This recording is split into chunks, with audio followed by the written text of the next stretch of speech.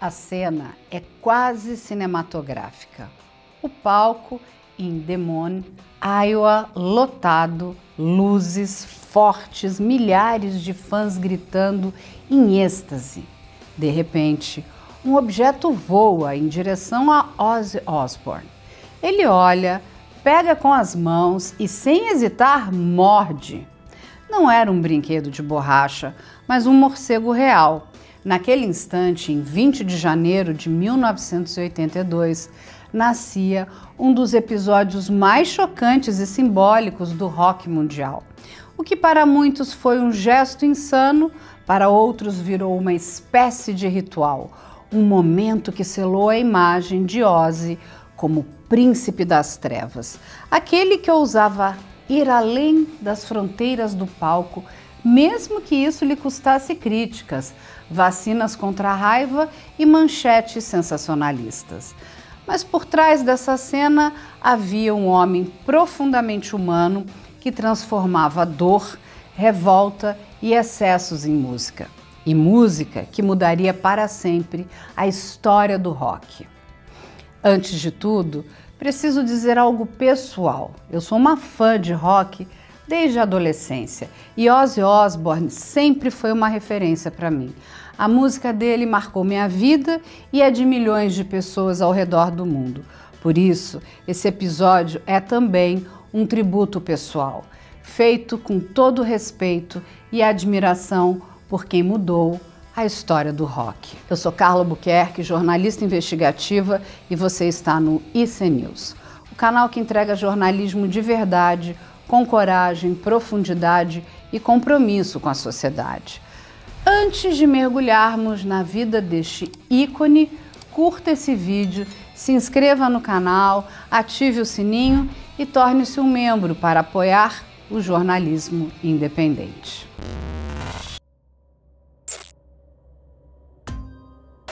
Ozzy Osbourne, nascido John Michael Osbourne, não é apenas um vocalista. Ele é uma força bruta que atravessou décadas de mudanças culturais, resistiu a críticas ferozes e redefiniu a estética do heavy metal. Mas como um garoto disléxico e maltratado nas ruas cinzentas de Birmingham se tornou o rosto de um movimento musical tão poderoso? Que caminho de tragédias, escolhas arriscadas e recomeços o trouxe até esse palco, onde morder um morcego era apenas mais um símbolo de uma vida no limite? A imprensa internacional descreve Ozzy como o homem que deu forma ao heavy metal, um gênero que não existiria sem a atmosfera sombria do Black Sabbath, banda que ele ajudou a fundar em 1968, com sua voz crua e única. Ele narrava as angústias de uma geração que via a inocência do Flower Power ser substituída pelo peso da realidade industrial e pelas sombras da Guerra Fria. Enquanto o mundo celebrava paz e amor, o Black Sabbath cantava sobre alienação, medo, loucura e destruição, capturando algo mais verdadeiro para muitos jovens. Ozzy sempre fez questão de dizer que não era um herói. Sua história é marcada por tropeços, prisões na juventude, dependência química, brigas com gravadoras e até acusações na justiça. Mas há algo fascinante no modo como ele sempre voltava mais forte, mais criativo e cada vez mais humano. A mordida no morcego virou uma lenda, mas foi apenas um dos inúmeros momentos que mostraram como Ozzy sabia se reinventar a partir do caos. Se hoje milhões o consideram um ícone, é porque há algo nele que transcende a imagem de louco do rock. É o sobrevivente, o homem que transformou dor em arte e que, apesar dos altos e baixos, nunca parou de falar diretamente ao coração dos fãs. Ozzy, filho de John Thomas, Jack Osbourne e Lillian Osbourne, cresceu em um lar humilde, com 6 irmãos, em uma casa minúscula de 2 quartos. Para muitas crianças dessa época, o futuro parecia pré-determinado: seguir para as fábricas como seus pais. Mas Ozzy não se encaixava nesse destino. Sofrendo de dislexia e transtorno de déficit de atenção, não diagnosticado na época, ele se sentia deslocado nas salas de aula e nas regras rígidas da sociedade britânica dos anos 50 e 60. Foi na música que Ozzy encontrou seu primeiro refúgio, o rádio, com suas transmissões dos Beatles, Rolling Stones e outras bandas em ascensão. Acendia uma faísca em sua mente inquieta. Se aqueles garotos de Liverpool podem fazer isso, eu também posso, pensava. Porém, a juventude de Ozzy não foi apenas marcada por sonhos, mas também por escolhas erradas. Ainda adolescente, envolveu-se em pequenos furtos. Mal sucedido em tudo que tentava roubar, acabou preso por arrombamento. E foi ali, nas frias paredes de uma cela, que Ozzy teve o primeiro choque de realidade. Aquela vida não tinha futuro. Ele mesmo diria anos depois que a prisão foi o ponto de virada, a bofetada que o fez decidir que precisava mudar de rumo. Mas como um garoto de Birmingham, sem formação, poderia mudar seu destino? A resposta veio pela música. Ao lado de colegas do bairro, Tony Iommi, Geezer Butler e Bill Ward formou uma banda inicialmente chamada Polka Dot Blues Band, depois Earth.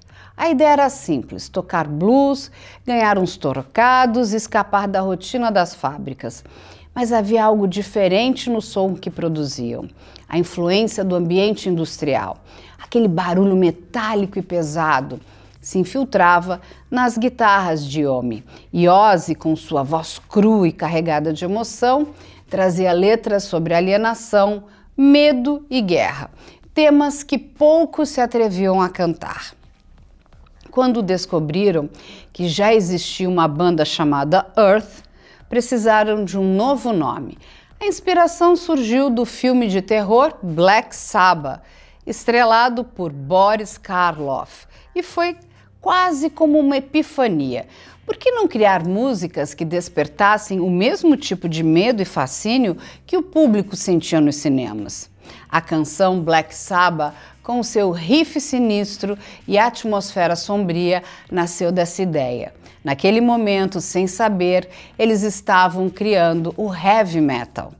O álbum de estreia Black Sabbath, lançado em 1970, trouxe algo completamente novo. Riffs pesados, tons sombrios e letras sobre bruxaria, morte, realidades cruas da vida. A crítica não entendeu nada no início. Alguns chegaram a chamar o som de barulho satânico, mas os jovens abraçaram a novidade com entusiasmo. A canção Nib e a faixa título se tornaram hinos instantâneos para uma geração cansada de utopias e paz e amor. O segundo álbum, Paranoid, lançado ainda em 1970, consolidou o Black Sabbath como uma força imbatível. Músicas como War Pigs, Iron Man e Paranoid não só definiram o gênero, mas também deram voz a uma juventude que vivia sob o medo da guerra do Vietnã e das crises econômicas. Você já parou para pensar como a música pode refletir exatamente o momento histórico em que vivemos? Foi isso que Black Sabbath fez. Trouxe a verdade nua e crua para os alto-falantes. Ozzy, com seu timbre único, não era apenas um cantor, ele era um narrador do caos social. Enquanto muitos artistas buscavam conforto em melodias leves, Ozzy e seus colegas de banda apostaram no lado obscuro da realidade. Nesse período, o Black Sabbath transformou-se em um fenômeno global. Turnês lotadas, discos no topo das paradas e fãs cada vez mais apaixonados. Mas o sucesso também trouxe pressões. E a vida de estrada com Ozzy começou a revelar os primeiros sinais do que viriam a ser as suas lutas com drogas e álcool. Ainda assim, nada poderia parar a avalanche de inovação sonora que a banda desencadeou. A crítica, que antes torcia o nariz, começou a reconhecer o valor daquilo que surgia em Birmingham, o que nasceu como um grito de desespero em uma cidade industrializada se transformou no gênero que moldaria o rock pesado pelos próximos 50 anos. O auge do Black Sabbath no início dos anos 70 parecia interminável. Mas por trás dos palcos, a vida de Ozzy Osbourne começava a se transformar em um turbilhão. A rotina intensa de gravações e turnês mundiais vinha acompanhada de uma escalada perigosa no uso de drogas e álcool. A banda, que havia começado com um grupo unido de amigos de Birmingham, passou a enfrentar tensões crescentes. Os conflitos criativos entre os membros, aliados ao comportamento cada vez mais imprevisível de Ozzy, levaram o grupo a um impasse. No final da década, o vocalista estava completamente imerso em uma espiral de autodestruição. Cocaína, uísque, pílulas. Ozzy usava tudo o que estivesse ao alcance para tentar lidar com a pressão da fama e com os demônios pessoais que carregava. Eu era meu pior inimigo, admitiria anos depois. Em 1979, após o álbum Never Say Die e uma turnê desgastante, o Black Sabbath tomou uma decisão drástica. Ozzy Osbourne foi demitido da banda que ele mesmo ajudou a criar. Essa ruptura foi devastadora para Ozzy. Sem a banda, sem direção, ele afundou em uma depressão profunda, isolando-se em um quarto de hotel em Los Angeles. Muitos acreditaram que aquele seria o fim de sua carreira. Eu estava no fundo do poço, sem banda, sem esperança, bebendo até não aguentar mais, confessou. Foi então que surgiu uma figura fundamental em sua vida, Sharon Arden, filha do empresário musical Don Arden, que já havia trabalhado com o Black Sabbath. Sharon acreditava que Ozzy ainda tinha um futuro brilhante pela frente e decidiu ajudá-lo a se reerguer. Sharon não apenas se tornou a empresária de Ozzy, mas também sua parceira de vida. Ela organizou sua carreira solo desde o início, ajudando-o a montar uma banda nova e a gravar o que seria um marco na história do rock, Blizzard of Ozz, 1980. O álbum lançado, quase como uma aposta arriscada, trouxe clássicos como Crazy Train e Mr. Crowley, faixas que rapidamente se tornaram hinos do hard rock. Para muitos fãs, era surpreendente ver Ozzy não apenas sobreviver ao fim do Black Sabbath, mas também alcançar um novo nível de criatividade e popularidade. Parte do sucesso dessa nova fase se deve ao guitarrista Randy Rhoads, um jovem prodígio, que trouxe um som fresco, técnico e ao mesmo tempo emocional para a música de Ozzy. A parceria entre os dois era mágica. Rhoads ajudava a criar arranjos complexos, enquanto Ozzy escrevia letras que mesclavam espiritualidade, escuridão e autocrítica.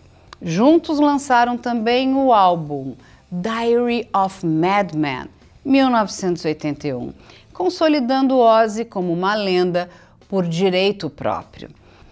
Mas, como tantas vezes na vida de Ozzy, o sucesso veio acompanhado de tragédia. Em março de 1982, durante uma turnê nos Estados Unidos, Randy Rhoads morreu em um acidente aéreo. O piloto, sob efeito de drogas, tentava fazer manobras arriscadas perto do ônibus da turnê, quando a pequena aeronave caiu, matando Rhoads instantaneamente. A perda devastou Ozzy. Ele considerava Randy não apenas um parceiro musical, mas um irmão. Quando Randy morreu, uma parte de mim morreu também, disse em entrevistas emocionadas. A força para seguir em frente veio mais uma vez de Sharon, que o incentivou a continuar a turnê e a gravar novos álbuns. Com outros guitarristas, primeiro Jake Lee e mais tarde Zakk Wylde. Ozzy manteve sua carreira em alta, lançando discos icônicos como Bark at the Moon, em 1983, e No More Tears, em 1991, que inclui a clássica Mama, I'm Coming Home. Cada um desses álbuns mostrava uma faceta diferente de Ozzy, mas sempre carregando sua assinatura. Uma mistura de peso, melodia e uma entrega vocal intensa que tocava o público. Enquanto isso, a relação com Sharon se fortalecia e o casal começou a formar uma família. Ela não era apenas sua esposa, mas também seu escudo contra os abusos da indústria e contra ele mesmo. Sem Sharon, eu provavelmente estaria morto, admitiu Ozzy inúmeras vezes. Ela foi responsável por mantê-lo focado, organizar turnês e contratos e ajudar o marido a enfrentar seus problemas de dependência. Esse período também marcou a ascensão de Ozzy como um verdadeiro ícone pop. Ao contrário de muitos roqueiros da época, ele não tinha medo de rir de si mesmo, fazer piadas sobre seus erros e encarar o próprio mito com ironia. Essa autenticidade fez com que conquistasse uma base de fãs ainda mais leal.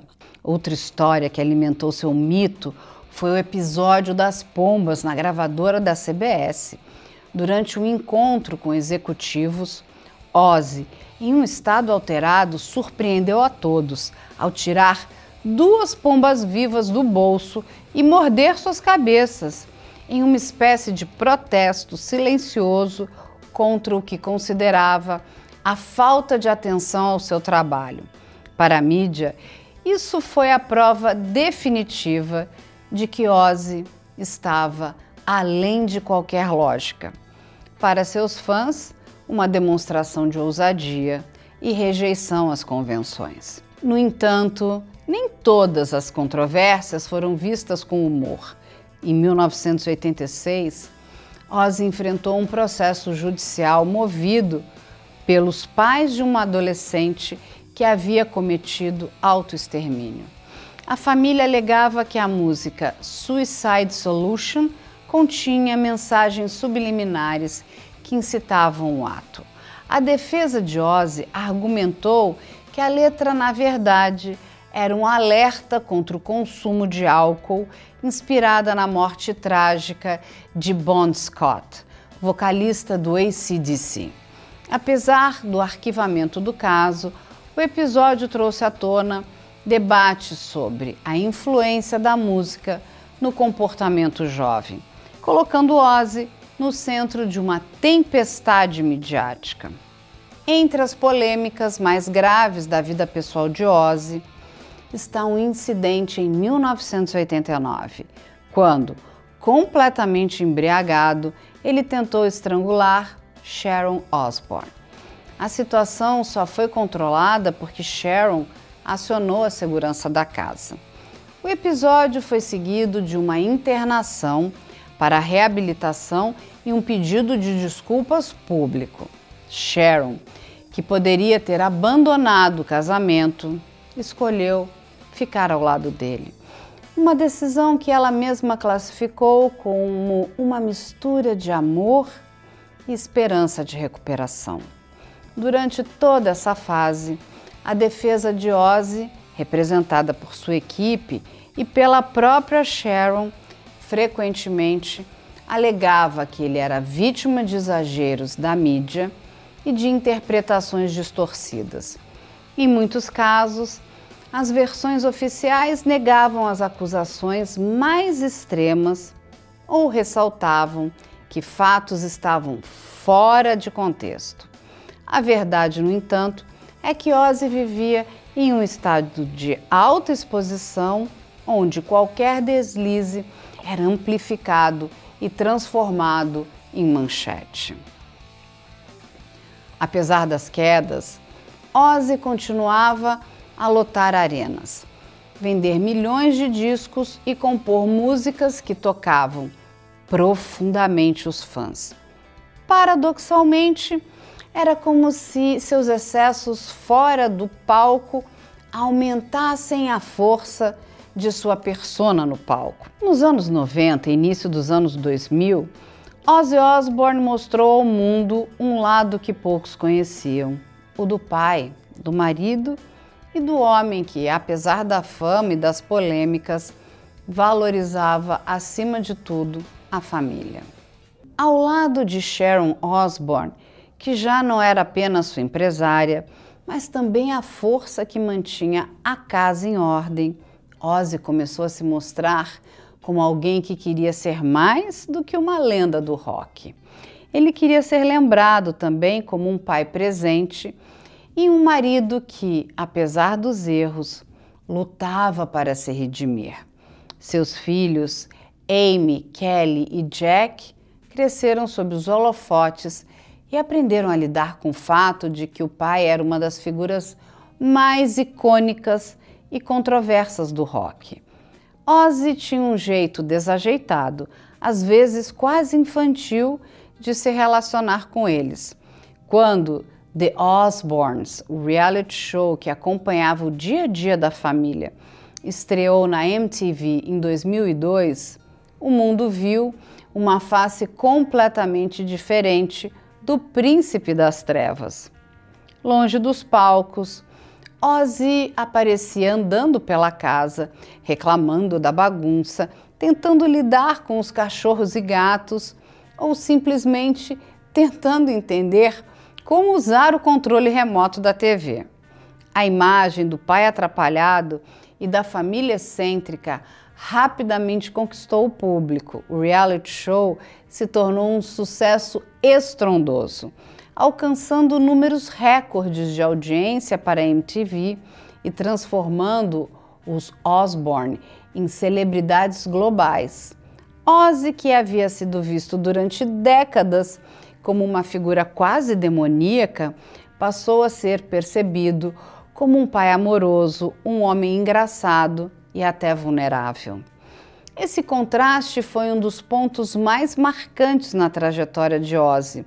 De vilão, para muitos nos anos 80, ele se reinventou nos anos 2000, como um ícone pop, provando que a música e a personalidade podem transcender rótulos. O programa também revelou a força de Sharon, que não era apenas uma figura nos bastidores, mas o pilar de toda a família.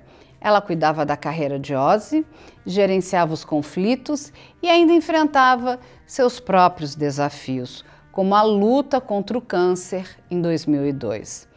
Durante esse período, Ozzy mostrou um lado protetor e emocional que raramente era visto em público. Porém, nem tudo eram risadas e momentos de ternura. A vida familiar também teve suas turbulências. Em 2016, o casamento de Ozzy e Sharon quase terminou, após a revelação de um caso extraconjugal do cantor. Sharon chegou a se separar temporariamente e Ozzy admitiu publicamente que lutava contra um vício em sexo. Apesar disso, o casal se reconciliou, renovando votos e reafirmando que, apesar de todas as dificuldades, o amor entre eles era inabalável. Ozzy sempre deixou claro que sua família era a razão pela qual ele continuava lutando, mesmo quando a saúde e os problemas pessoais ameaçavam derrubá-lo. Sem Sharon e meus filhos, eu não estaria aqui, afirmou diversas vezes em entrevistas. Essa declaração não era apenas retórica, foram eles que o ajudaram a enfrentar crises de dependência, quedas de saúde e depressões severas. Aos olhos do público, Ozzy havia se transformado de um monstro do rock e um avô querido da cultura pop. Alguém que não tinha medo de rir de si mesmo e de mostrar seu lado humano. Essa reinvenção, em vez de diminuir seu legado no heavy metal, o tornou ainda maior, porque mostrou que Ozzy Osbourne era, acima de tudo, um sobrevivente. Com o passar dos anos, a vida de Ozzy Osbourne começou a ser marcada por batalhas contra o seu próprio corpo. Décadas de abuso de álcool, drogas, noites intermináveis em uma rotina extenuante em turnês globais deixaram cicatrizes profundas. Ainda assim, o que realmente abalaria sua saúde não seria apenas o passado conturbado, mas uma sequência de acidentes e diagnósticos que colocariam à prova a força do príncipe das trevas. O primeiro grande susto aconteceu em dezembro de 2003, quando Ozzy sofreu um grave acidente em sua propriedade na Inglaterra. Um passeio de quadriciclo terminou em tragédia. Ele caiu, quebrou a clavícula, várias costelas e fraturou uma vértebra do pescoço. O impacto foi tão severo que Ozzy ficou inconsciente e parou de respirar por cerca de 1 minuto, precisando ser reanimado por membros de sua equipe.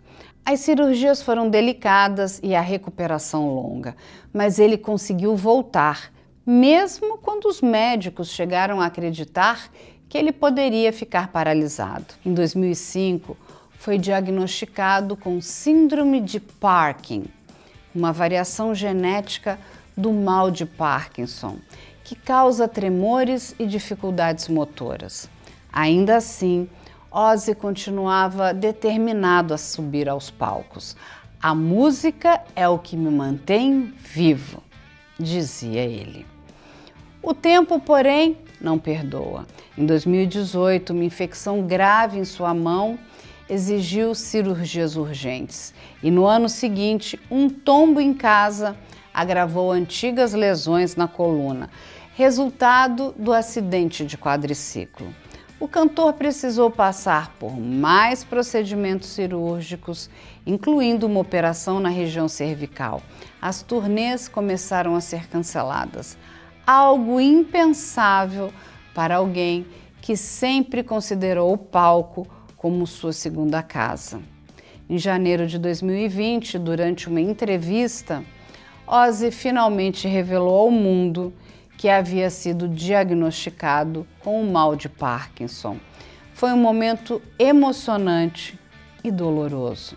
Sharon, ao lado dele, disse que a família já sabia do diagnóstico havia algum tempo, mas que Ozzy não queria preocupar seus fãs.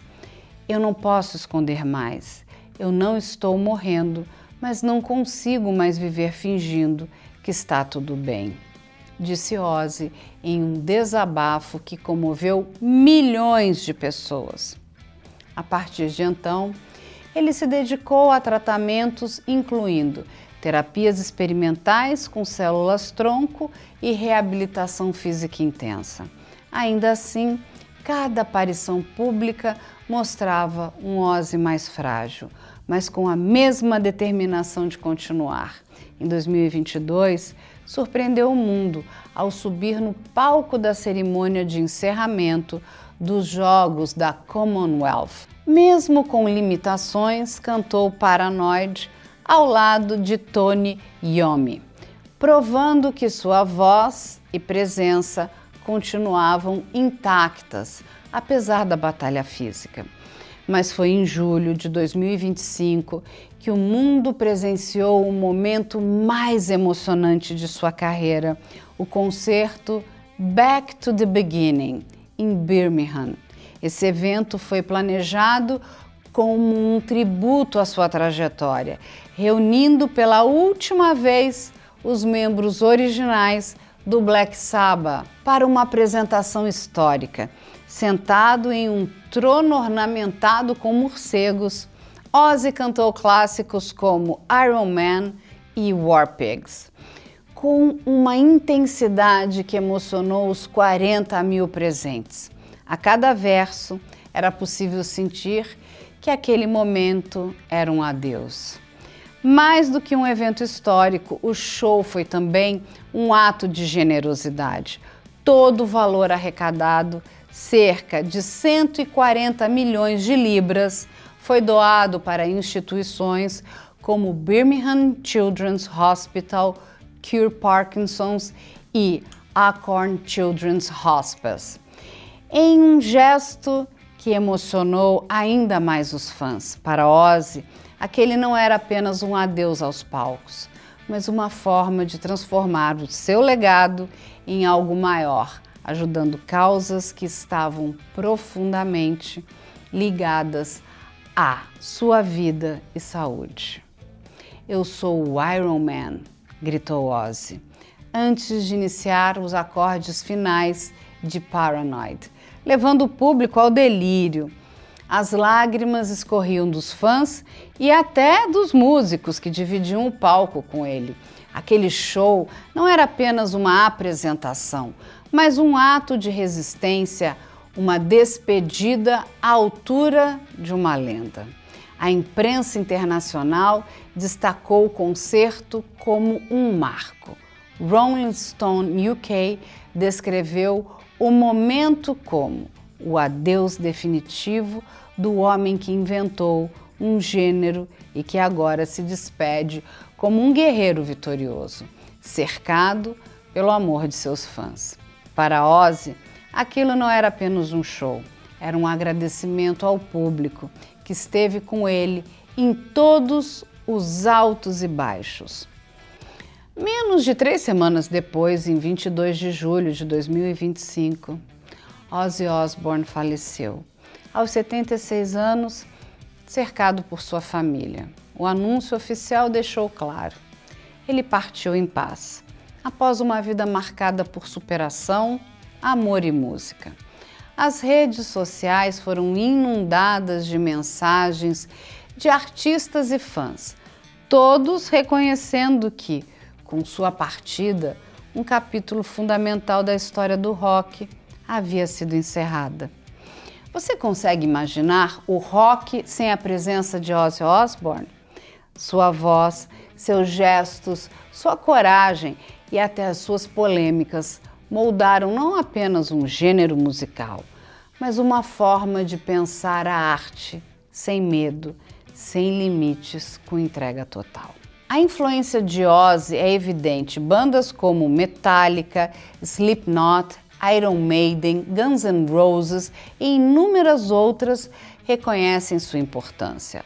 Lars Ulrich, baterista do Metallica, disse em um tributo após a morte do cantor: "Se não fosse pelo Black Sabbath, nós nem existiríamos."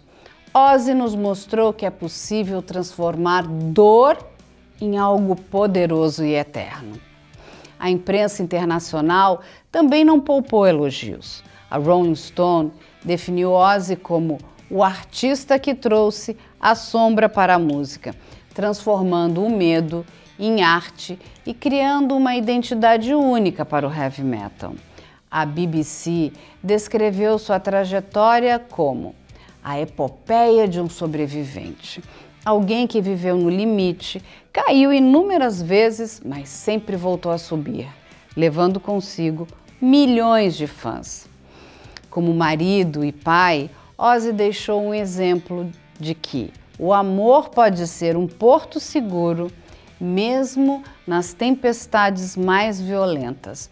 Sharon Osbourne, em sua homenagem pública, disse: "Ele foi meu companheiro em tudo, meu melhor amigo e o homem que, apesar de todas as lutas, me ensinou o verdadeiro significado da palavra família." Seus filhos, Kelly, Jack e Amy, também reforçaram como por trás do mito havia um homem carinhoso e presente. Muito obrigada por nos acompanhar até aqui. A gente espera você para uma nova investigação no próximo IC News.